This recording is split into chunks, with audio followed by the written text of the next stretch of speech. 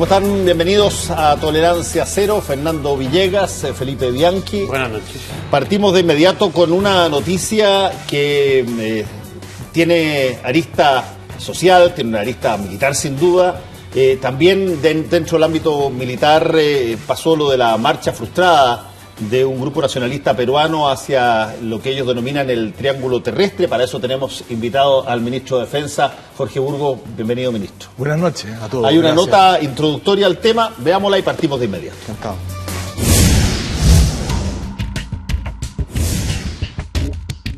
No han sido días fáciles. La interpretación de Perú sobre el fallo de La Haya, con la clara intención de fijar el límite terrestre fuera de discusión, llevó a un grupo de peruanos a movilizarse con el objetivo de ingresar a territorio chileno.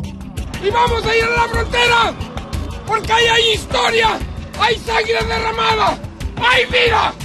¡Viva el Perú, carajo! Nadie puede entrar a territorio chileno sin autorización. Y por lo tanto, aquel que intenta hacerlo tiene que atenerse a las consecuencias. Y en esa parte es más peligroso todavía porque en esa parte no se ha terminado el desminado. Ministro, ¿qué pasa? Así de claro. Advertencia desde Chile y una marcha que no tuvo más eco que en un pequeño grupo de peruanos que intentó llegar al Triángulo Terrestre.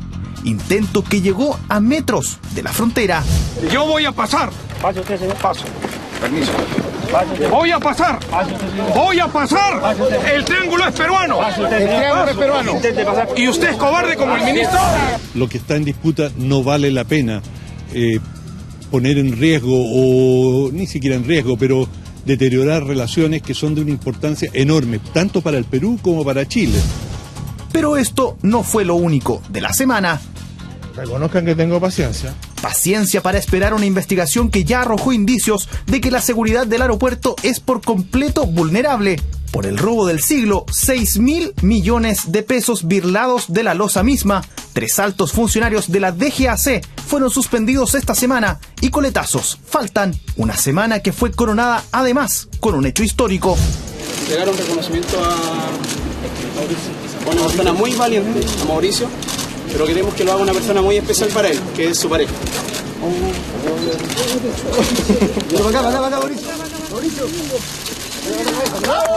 Opción de un joven homosexual funcionario de la Armada. Esto justo cuando el Ministerio, las Fuerzas Armadas y organizaciones buscan abrir espacios para que homosexuales se sumen a las filas.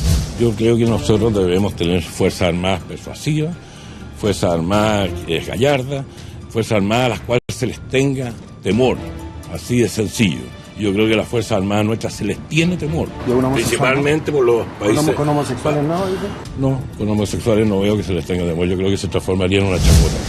Un homosexual no va a salir corriendo ni si va a tomar las mechas cuando haya guerra ni nada de eso. Va a hacer lo que ha estado preparando siempre en toda su carrera. Bueno, hay varios temas puestos arriba de la mesa. Les quiero decir que tenemos también nuestra pregunta durante el programa. Va a ver usted que se va a estar planteada ahí en la base de la pantalla. Se ha dicho mucho si lo que planteó el expresidente Ricardo Lagos fue una crítica al gobierno o fue una manera de aconsejar al gobierno. Se ha dicho de todo. ¿Qué cree usted? ¿Cree usted que las palabras del expresidente Lagos fueron una crítica al gobierno? A, sí, o B, no. Durante todo el programa puede contestar. Jorge Burgos, bienvenido a Tolerancia Cero, ministro. A ver, partamos por el asunto de la marcha con Perú. ¿Qué tan efectivamente serio es este problema que se puede dar de tanto en tanto que vengan grupos nacionalistas? Hoy día no pasó nada, y en gran medida porque la propia policía peruana los paró, pero ¿se advierte que esto sea una cosa que se puede dar con cierta frecuencia? Bueno, si se da con frecuencia y no hay de parte una acción preventiva permanente de parte de las autoridades, tanto regionales como nacionales, puede convertirse en una cuestión compleja y seria, porque estas cosas uno sabe cómo empiezan, pero tiene un riesgo importante de cómo terminan. Y en esos días, obviamente que de alguna manera la relación se pone en tensión. Repetir eso es repetir cierta tensión, y eso no es bueno para ninguno de los dos países. Y bueno, nosotros tenemos que hacer lo que tenemos que hacer siempre, como decía el canciller, tomar las medidas policiales para evitar que personas determinando autotutela respecto de derechos que creen tener, quieran ingresar sin las autorizaciones al país. A este país se puede ingresar con absoluta facilidad a través de autorizaciones. De hecho, muchos hermanos peruanos viven en este país. Tienen sus lugares de trabajo, de universidad. Pero pero hacer esta fórmula me parece muy riesgosa y ojalá que la actitud de los últimos días o las últimas horas que pudimos apreciar sea la actitud permanente y anticipada de evitar que estas cosas crezcan. Yo creo que esta marcha o pseudo marcha que terminó como terminó pudo haberse roto la intención antes de esperar el día mismo. El problema, ministro, de que suceda esto se elimina si es que el mapa se traza de una vez por todas, tal cual como lo planteó el fallo de la Corte Internacional de la Haya, o siempre va a haber alguna interpretación respecto de si es que... Bueno, nosotros creemos que no hay ninguna interpretación. Lo ha dicho varias veces el canciller, lo hizo hoy día en una larga entrevista en el Mercurio. La frontera terrestre de Chile comienza en el hito 1. Este artilugio de un triángulo, no hablemos más de triángulo, sino no hay triángulo alguno. La frontera comienza en el hito 1 y Chile tiene la absoluta convicción jurídica que eso es así. Si hay otro país que cree que jurídicamente no corresponde, allá ellos tendrán que tomar las medidas jurídicas eventuales para determinar una interpretación que es de ellos, no nuestra. En consecuencia, lo que tenemos que hacer nosotros es defender con claridad nuestro territorio a partir de donde nosotros estamos convencidos jurídicamente que es nuestro territorio. En el hito 1 parte la línea hacia el mar y parte la frontera terrestre. Ningún artilugio de que tenemos un inicio de frontera terrestre y uno distinto de frontera marítima. Eso es un artilugio.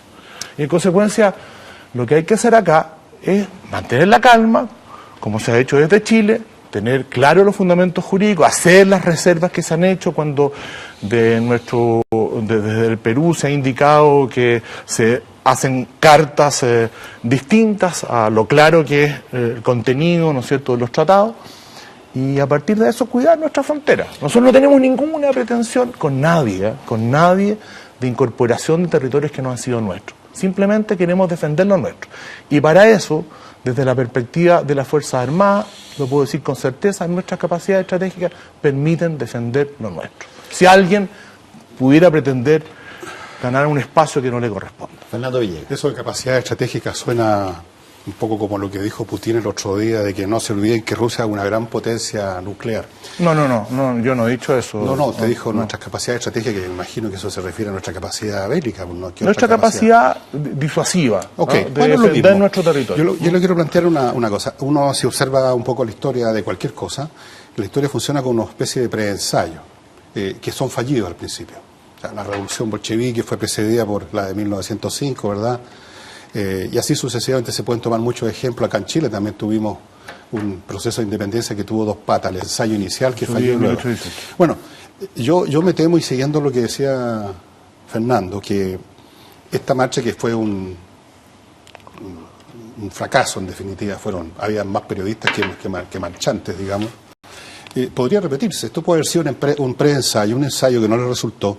El día de mañana pueden venir más personas, el día de mañana lo pueden organizar mejor. Y ahí viene la pregunta: ¿qué va a hacer en ese momento Chile, en concreto, cuando entre una masa, o pudiera entrar una masa de 20, 50, 100 o más personas? ¿En qué va a consistir eso que el canciller llamó atenerse a las consecuencias? ¿Qué significa concretamente eso, a propósito de la capacidad estratégica? Bueno, las consecuencias de una persona que ingresa ilegalmente... Pero cuando entra una masa de gente, ¿qué pasa? Bueno, primero está obviamente lo que se había preparado ese día, que era un buen contingente policial destinado a evitar que ingresara un número de personas. Creo que no solo ayudó el hecho de, sin duda, de una actitud muy ponderada, diría yo, el gobernador de Talca, no sé si el cargo del gobernador, de Tacna, o el alcalde, no tengo muy claro cuál es el cargo que tiene, y en las últimas horas, obviamente, una actitud muy activa, diría yo, del gobierno peruano, en el sentido de desincentivar la marcha aquella. Ahora, si se vuelve a repetir, habrá que tomar las mismas medidas, y yo no quiero ponerme, ¿sabes? Es que es súper complicado que el ministro de Defensa se ponga en hipótesis de la naturaleza más conflictiva, pero vuelvo a mi respuesta anterior. las capacidades para defender nuestro territorio respecto de cualquier persona, cualquier institución, existen. Perdóname que insiste en este punto y luego, pero hay que ponerse en todos los escenarios. Creo que el triángulo, que en sí mismo como territorio no vale un centavo, pero desde el punto de vista político y geopolítico vale mucho. Si Chile lo entregara así como así, usted sabe que quedaríamos muy mal pie para otras pretensiones territoriales ahora o mañana. Eso es obvio. Eso está descartado. Eso está descartado. Pero yo le quiero decir, imagínense una situación concreta, que ya no es una persona o dos o tres que usted puede parar con una línea de carabineros, sino que se instalan de alguna manera, llegan y se instalan ahí y pretenden como instalarse 500 personas. 1000 personas. Ya eso sobrepasa el nivel de carabineros, sobrepasa lo que podríamos llamar las medidas normales. Y se empiezan a instalar ahí, se empiezan a quedar, y empiezan a elevar unas banderas y a poner unas carpas, en fin, como en una toma. ¿Qué se hace ahí? Yo creo que ese es el peor temor que tiene la Cancillería chilena, y incluye aquí también el peor temor que tienen las Fuerzas Armadas. ¿Qué se hace en una situación como esa? A ver, eso es una hipótesis que yo espero que no se dé, obviamente. Por supuesto.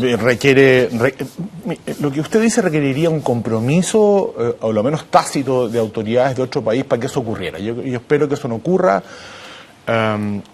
Mirado positivamente, incluso esta marcha, aunque uno podría, insisto, pudo haber sido antes, fue desactivada por las propias autoridades peruanas, eso hay que reconocerlo, me parece bien. En consecuencia, un escenario como el que usted dice requeriría de una autorización. Yo creo que eso es bien difícil porque las declaraciones son precisas. Nosotros no vamos a aceptar, como lo dijo el canciller, que entren a nuestro territorio ilegalmente, ni menos que se cope. Ni menos que se cope. Ministro, Felipe. Es que yo tengo la visión completamente distinta a lo mejor de lo que hemos conversado hasta ahora, que puede no ser distinta, pero quiero agregarla a la mesa, digamos. A mí me dio la impresión, hablando esa misma semana con gente en Lima, con periodistas, con historiadores, con el gobernador de Tacna, que lo que hubo desde acá, puedo estar totalmente equivocado, pero casi roza la sobrereacción. Es un tema muy importante, obviamente, para el ejército y para el gobierno y para cualquier gobierno, pero... ¿Sobrereacción en Chile? En Chile hubo declaraciones del Senado, declaraciones de la Cámara de Diputados, declaraciones de la Comisión de Relaciones Exteriores, hubo declaraciones del canciller. Por suerte, desde mi perspectiva, no hubo declaraciones de la presidenta, digamos. Pero no fue lo mismo que pasó en Perú. Si uno revisaba los diarios de Lima ese día, salvo los más nacionalistas, La Razón, que señor, no era un tema... déjame terminar. Sí, no era un favor. tema tan importante como lo vimos nosotros, de alguna manera. Y la situación como terminó, o como se desarrolló, de alguna forma refrendó esa tesis más que la otra. Llegaron 30 personas, la policía peruana hizo lo mismo que había hecho en el 2007, no nos dejó pasar. ¿No puede haber también un poco en el análisis y en la autocrítica es una suerte de sobrereacción? Sinceramente creo que no. Fíjese que lo que pasa es que hay dos hechos que ocurrieron. Uno es una marcha que, como usted bien dice, una marcha frustrada y que no convocó y que tuvo en contra la inmensa mayoría de la gente de Tacna. Pero coetáneamente con eso, yo no digo que estén causalmente unidas, pero coetáneamente con eso, esa misma semana el señor presidente de la República del Perú, con sus ministros de Relaciones y Defensa, anunció que se publicaba un mapa de una determinada manera, mapa en que se señala un territorio que nosotros entendemos que es nuestro como de ellos. A mí me parece que frente a una publicación de ese tipo, señalada desde el Palacio de Gobierno, no se puede hablar de sobrereacción del Senado ni de la Cámara de Diputados. Pero entonces la reacción fue a eso, no a la marcha. Fundamentalmente a eso. Lo de la marcha fue un aditamento que probablemente a los marchistas le vino bien la publicación de eso, aunque no son hechos relacionados, desde el punto de vista que una fue de causa-efecto. Y frente a ese tema, ¿hay una acción específica del gobierno chileno frente al mapa? Bueno, si eso fue lo que generó la reacción. Ha hecho las reservas correspondientes. Porque le quiero preguntar, acúsenme todos en esta mesa una candidez brutal, pero... ¿Qué cándido eres? Sí, muy cándido. Lo he visto en las redes sociales, incluso creo que vi una propuesta de Marco Enrique Minami también. El territorio del que estamos hablando, que es importante para la historia del país y en términos geopolíticos sin duda, pero un territorio bien menor, incluso como extensión, digamos, y como importancia. ¿No sería una bonita oportunidad, y aquí viene mi candidez, para apostar a la paz, para apostar a la convivencia, para apostar a decir, El gobierno de Chile, y si el de Perú quiere sumarse, bienvenido. El gobierno de Chile apuesta por una cosa que en general no se apuesta en el mundo, y ocupemos ese terreno, qué sé yo, para poner las dos banderas, para poner restaurantes de comida peruana y de comida chilena, para poner... una gigantesca plaza, dices tú. Una plaza que sea exactamente el punto de unión, no el punto de diferencia entre Perú y Chile. Con librerías, con Vargas Llosa como las cataratas del y con Parra. Por Parra, ejemplo. Echenique. Por ejemplo. Mire, la verdad es que todas esas posiciones pueden ser, si se busca un acuerdo, pero déjeme decirle que no se comienza buscando la paz cuando tú le dibujas un mapa a un país como se le dibujó a Chile. No se comienza. O sea, en esto tienen que poner a ambos. No estamos recibiendo muchas notas de paz. Y frente a eso nosotros tenemos que hacer lo que tenemos que hacer. No tenemos ninguna animadversión, ninguna reivindicación. Solo defender lo que tenemos. Serán 3 hectáreas, pero forman parte de la historia de Chile, forman parte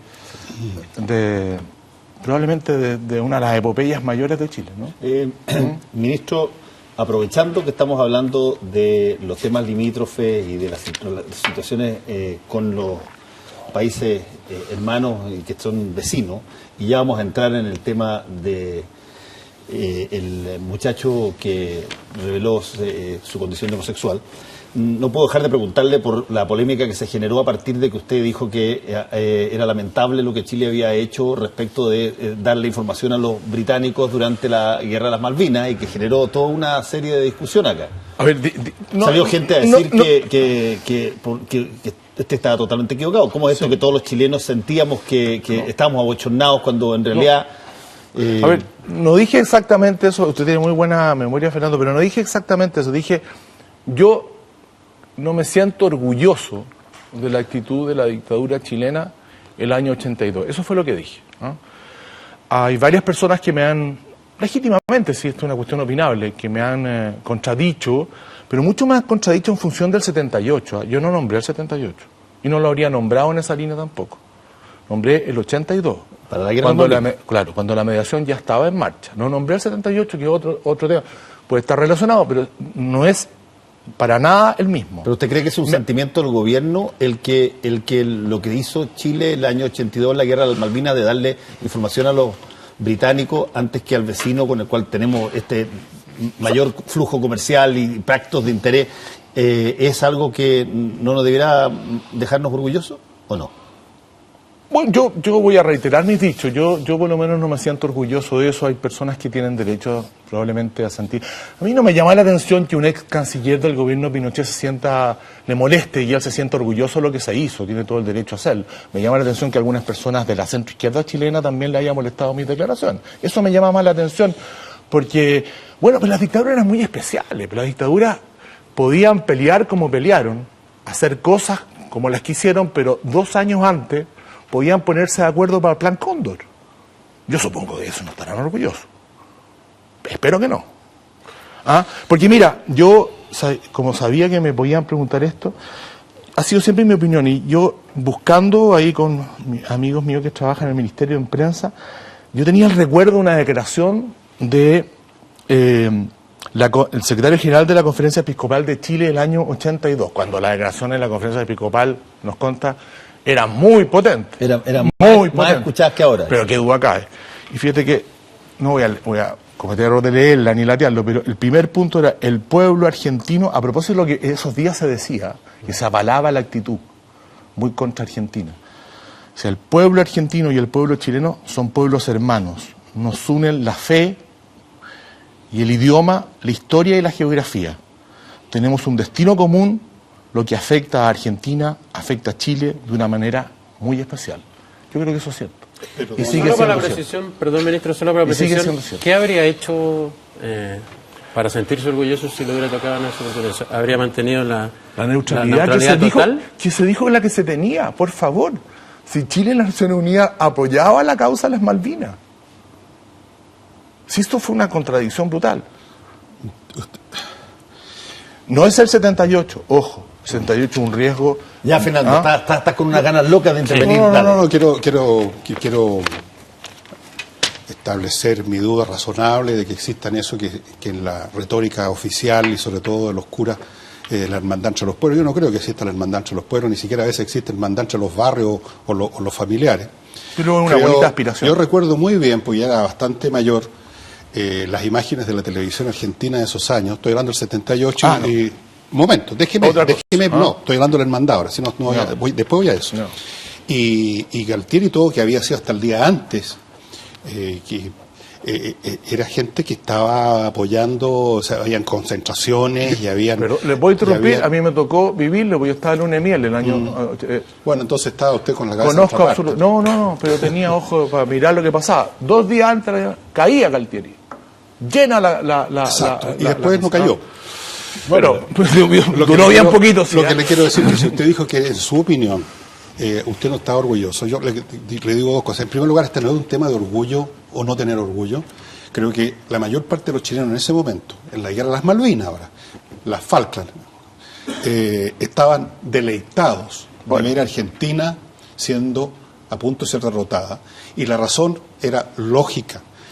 Se sabía, y después hubo muchos libros y documentos y declaraciones de los gorilas argentinos en la época y de periodistas que escribieron libros, y los documentos estuvieron en todas partes y todo el mundo los conoce, de que si a ellos les iba bien en la Falkland, que ellos llaman Malvinas, el próximo objetivo éramos nosotros. Eso era absolutamente sabido, o por lo menos era temido con mucho realismo.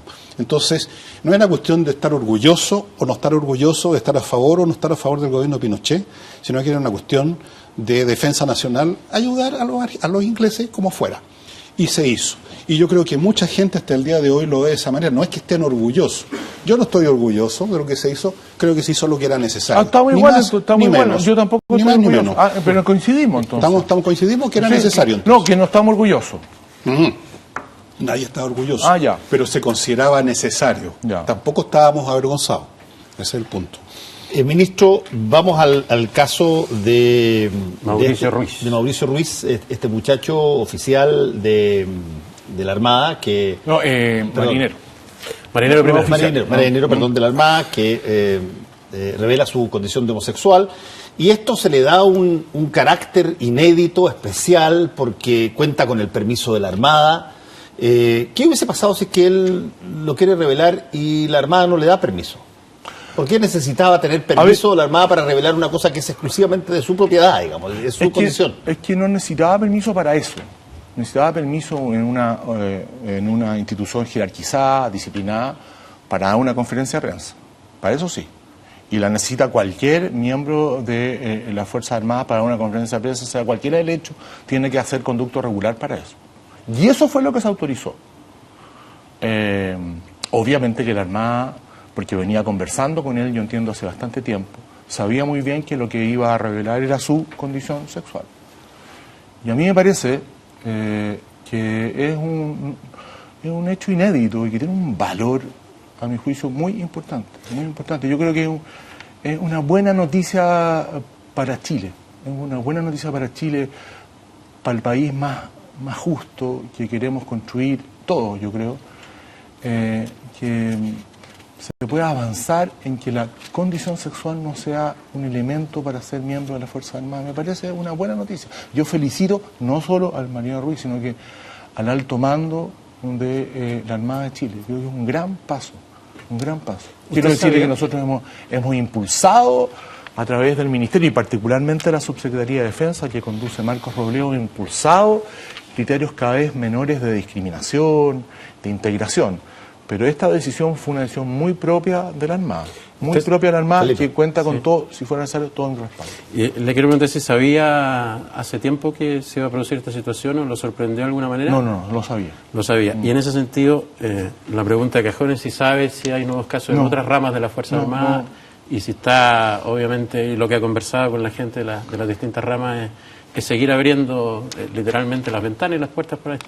No sé de otros casos, hemos hablado del tema con todas las ramas de la Fuerza Armada, todas las ramas. ¿Todo en el mismo? Todas las ramas de las Fuerzas Armadas entienden que hay que hacer un proceso de integración, de apertura, de abrir la mente. Mira, el mismo proceso que tiene que hacer el resto de la sociedad chilena, si lo que pasa en las Fuerzas Armadas no es distinto a lo que pasa en otras partes de las Fuerzas Armadas, de la sociedad. Particularmente los que somos de una generación como la de Fernando y la mía, la de Fernando, en que esta era una sociedad en que todas estas cosas se ocultaban, que eran pecaminosas. Bueno, hay todavía autoridades que dicen que van a dejar de meter miedo a las Fuerzas Armadas, porque presume ese señor que dice eso en un primitivismo ya llevado al extremo, que una persona porque tiene la condición sexual de gay es más cobarde o es más débil. Esa misma persona debe pensar que las mujeres son débiles entonces, absolutamente débiles. Por favor. Deje solo para aprovechar el punto que tiene que ver con acoplarse de alguna manera a los tiempos y a la sociedad actual de todas las ramas de las Fuerzas Armadas, porque el tema hoy en Chile tiene que ver, corriendo un poco el mapa, con la igualdad, ¿no? Con una educación inclusiva, tiene que ver con emparejar la cancha. Es el gran discurso hoy en todos los ámbitos. Sin embargo, por razones históricas, por razones, digamos, que se dan en todos los países del mundo, no quiero juzgar las razones, pero ¿hay alguna voz desde el gobierno justamente hacia las diferencias evidentes que se dan en la educación, por ejemplo, en las Fuerzas Armadas? Esto que haya escuelas oficiales, escuelas suboficiales, que se llegue a un techo y no se pueda seguir de ese techo, que las variables económicas, incluso social, sean relevantes para dónde se entra, cómo se entra, a lo que se puede aspirar dentro de las Fuerzas Armadas, de las 4 ramas. ¿Es un tema para usted? Se lo pregunto personalmente, y por el momento que vive Chile en términos de la educación y las diferencias. 3 ramas nomás, para que no se vayan a asustar en ninguna parte del mundo. Tenemos 3 nomás. Lo que pasa es que eso dice porque Carabineros ya no está con nosotros, está en el interior. No, para serle franco, yo no escuchaba sobre eso, pero sí había un avance muy importante en los currículum, en las escuelas matrices, tanto suboficiales como oficiales. Hay posibilidades que personas que terminen ciertos cursos entren a la escuela matriz diversa a la que estaban, es decir, a las oficiales, en espacios no muy grandes, pero se ha avanzado. Pero probablemente lo que usted me dice en algunos años más va a ser un tema que se va a analizar. No le podría decir, ¿cómo se le ocurre? No, puede ser. Ministro, a propósito que usted mismo mencionó esa frase, capacidad estratégica, voy a entrar a un tema pura que le corresponde a usted de frontón, y que es el tema de las capacidades estratégicas. Todos sabemos que durante el gobierno, en algunos de los gobiernos de la Constitución, creo que especialmente en el de don Ricardo Lagos, las Fuerzas Armadas en general se potenciaron muchísimo y pasaron, digamos, dieron un salto enorme cualitativo y también cuantitativo en la Marina, Ejército, etcétera. Con cosas raras, de repente hubo ventas y compras medias misteriosas, pero básicamente el resultado fue ese. Pero todos saben, y usted sabe, que la capacidad estratégica que en un momento se obtiene con tal o cual nivel de tecnologías militares es una cuestión que tiene fecha fija de vencimiento. Y a lo mejor el mosquete era lo más adelantado. No sé si fija, pero hay ciertos criterios, problemas de obsolescencia. En el siglo XVIII, ¿no? un mosquete de chispa era lo más adelantado, pero no hay ningún ejército que lo siga usando ahora. Entonces la pregunta es, considerando que en general los gobiernos, más bien de tendencia de izquierda, tienen cierta actitud, más bien, o por lo menos mucha gente de la izquierda, una actitud de sospecha, incluso a veces de fastidio con las Fuerzas Armadas, y son muy dadas al famoso argumento de que en vez de un tanque, ¿por qué no compran cama? Y yo quiero saber cuál es la política que usted tiene pensada en términos de mantener, lo cual significa a veces renovar, significa gastar plata, esa capacidad estratégica para que no ocurra que en de años más esos tanques alemanes o esos aviones o esas fragatas se conviertan, como pasó en los años 40, 50, 60 en Chile, se conviertan en piezas que no las habrían usado ni en Hollywood para hacer una película de guerra, totalmente anticuada. ¿Cuál es la política que usted tiene pensada para adelante? Fernando, a ver, en primer lugar déjeme decirle que en otras partes puede ser, pero gobiernos de centro izquierda o de izquierda que tengan una mirada negativa en invertir en capacidad de estrategia con sistemas de armas, en Chile por lo menos no se ha dado.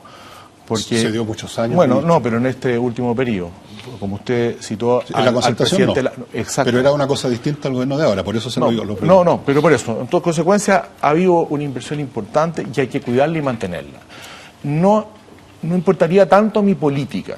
Le quiero ser más claro, la política de la presidenta Bachelet es mantener las capacidades estratégicas y allá donde haya obsolescencia, hacer las inversiones que haya que hacer. Así de claro. A ver, y en el caso ese, para cerrar el punto, volvió a salir el tema del 10% de las ventas brutas, la ley del cobre aplicada a... claro, como financiamiento. El famoso proyecto de traspasar ese 10% de ventas brutas de Codelco, que va a adquisiciones de las Fuerzas Armadas, traspasarlo al erario nacional o algún tipo de cosa que estaba, entiendo yo, lo dijo Andrea Lamán acá, que está bastante avanzado, pero...